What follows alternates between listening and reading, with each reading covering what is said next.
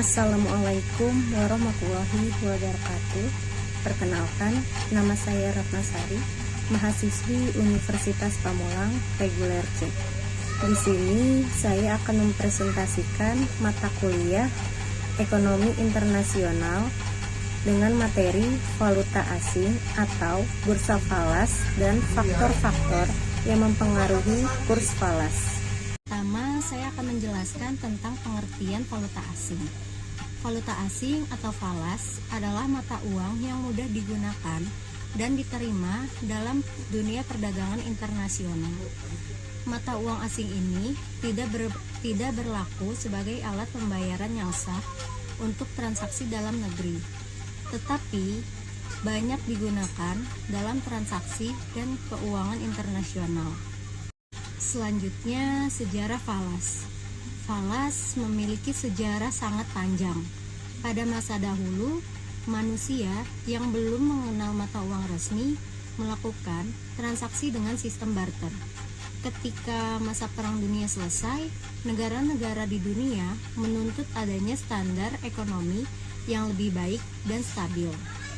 Pada tanggal 22 Juli 1944, digelar Konferensi Moneter Internasional dan dihadiri 44 negara untuk menetapkan sistem pertukaran mata uang.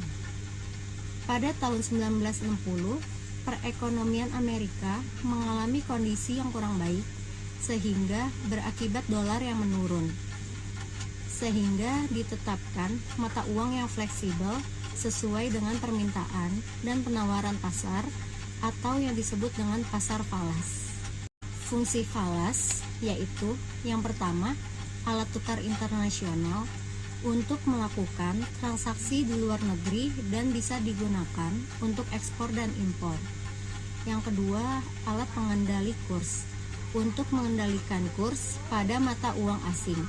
Yang ketiga, alat pembayaran internasional, yaitu dapat membayarkan hutang negara dengan negara lain. Yang keempat, alat mempermudah perdagangan internasional, dapat melakukan kegiatan jual beli antar negara tanpa terkendala mata uang. Kemudian, jenis-jenis falas dibedakan menjadi dua kelompok. Yang pertama, valuta asing fisik, yaitu berupa uang asing dalam bentuk uang kartal, baik yang berupa uang kertas bank atau negara maupun uang logam. Dan yang kedua, valuta asing non-fisik, yaitu berbentuk giral atau surat-surat berharga. Selanjutnya, sistem valuta asing. Yang pertama, sistem kurs bebas, yaitu sebagai pembuatan kurs yang berlaku pada tempat terjadinya transaksi. Yang kedua, sistem kurs tetap, menentukan nilai kurs mata uangnya terhadap mata uang lain secara mutlak. Dan yang ketiga, sistem kurs terkendali, yaitu pemerintah dilibatkan untuk menentukan alokasi pemakaian falas yang tersedia di negaranya melalui bank sentral. Selanjutnya, pelaku valuta asing. Yang pertama, dealer, yaitu pihak yang membuat pasar mata uang menjadi ramai transaksi. Yang kedua, individu atau perorangan, yaitu pihak yang terlibat dalam transaksi valuta asing. Yang ketiga, arbitrator dan spekulan, yaitu pihak yang bertindak dengan kemauannya sendiri dengan mengamati perubahan dari nilai mata uang berdasarkan keadaan negara tersebut. Yang keempat, pialang, yaitu sebagai perantara dalam mempertemukan penjual dan pembeli atas harga suatu mata uang tertentu. Yang kelima, bank sentral, yaitu sebagai pengontrol pasar. Dan yang keenam, pemerintah, yaitu dengan memanfaatkan segala macam transaksi di dalam negaranya, pemerintah ikut turun tangan dalam perdagangan falas. Kelebihan dan kekurangan valuta asing. Kelebihan falas yaitu transaksi dapat dilakukan 24 jam. Harga jual yang stabil atas tiap-tiap mata uang yang ada.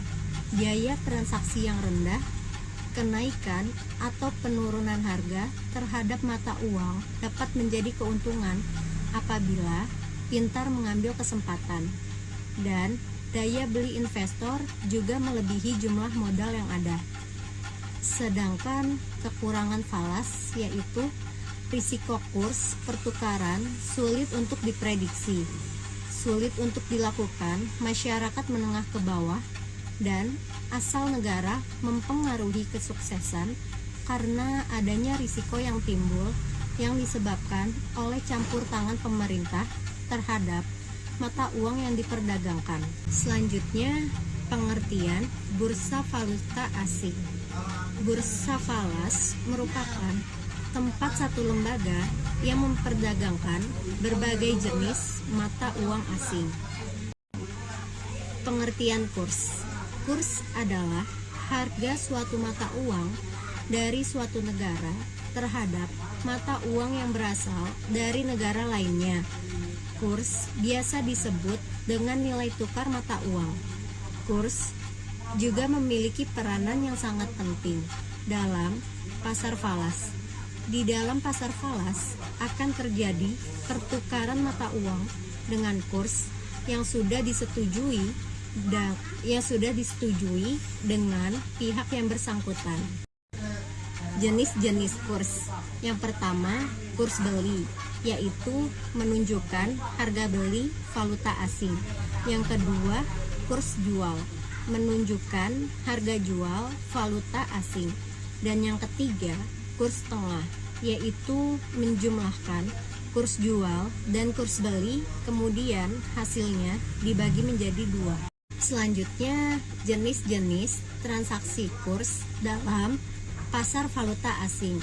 Yang pertama, transaksi spot, yaitu suatu proses transaksi jual beli terhadap mata uang asing yang kegiatannya langsung dilakukan di lokasi pertukaran.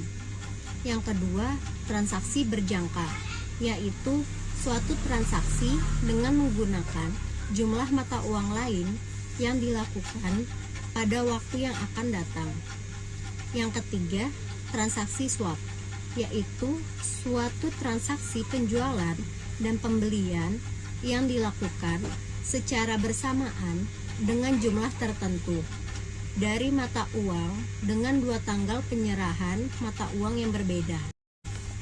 Perbandingan nilai mata uang rupiah dengan mata uang asing seperti yang tertera di tabel tersebut ada dolar Amerika, euro, dolar Australia, dolar Kanada, dan lain-lainnya. Contoh perhitungan kurs valuta asing. Suatu hari, Putri diberikan pekerjaan ke luar negeri dan dia mendapatkan bayaran dari perjalanan itu sebesar 45 juta rupiah. Kurs jualnya Rp15.000 per US dollar 1. Kurs belinya Rp14.500 per US dollar 1. Pertanyaannya, berapa bayaran yang akan diperoleh Putri dalam nilai dolar Amerika Serikat?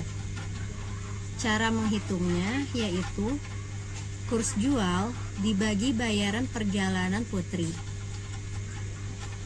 yaitu 45 juta dibagi 15.000, hasilnya 3.000.